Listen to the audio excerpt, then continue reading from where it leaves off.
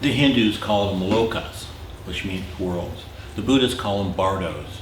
Sometimes they call it the astral world or the mental worlds instead of the psychonoetical worlds, but that's Hindus do that, but it doesn't matter. But I like the Lakota Indian ones who call it the happy hunting ground. And it is. It's really like that.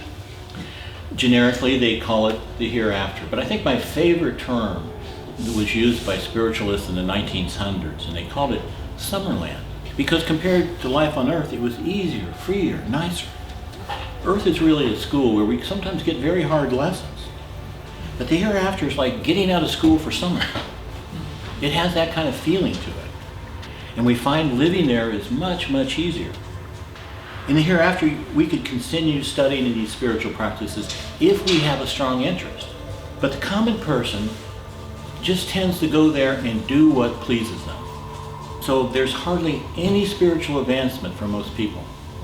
Because here, a common person, they get tests, they have hard things, they get illnesses, they have all these things to overcome. And to do that, they must grow, really. But there, you don't have those kind of things. So the common person just does what they like to. But it's going to feel just as solid as this. You can knock on the table and feel that. Because your hand is now vibrating at the rate of the psychonoetic substance, so it's solid. But if we had a psychonoetical hand here, it'd go right through the table. And our physical hand goes right through psychonoetical substance. But when we're vibrating at the same level, we have the phenomenon of feeling solid. So we keep saying, death is just a change, but we're changing every day. Every day. 60 billion cells in our material body die each day. And they replace. Our emotions are continuously changing. Our thoughts are continuously changing. Your body, emotions, and thoughts are your personality self. Well, really, the material body is a vehicle the personality self uses while on Earth. But emotions and thought compose the psychonoetical bodies with their etheric double. That constitutes the personality.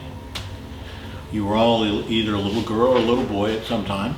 You can't say that little girl, or if I say, oh, that child is dead. You'll say, no, I'm not. I'm still here. I'm just in an older body. The personality changes, but not your I-ness. We keep saying that. But why does our personality change, but not our I-ness? Because the personality is composed of emotions and thoughts, elementals, and we're changing them all the time. It's never steady, really. But the I-ness is not a product of elemental. It's eternal.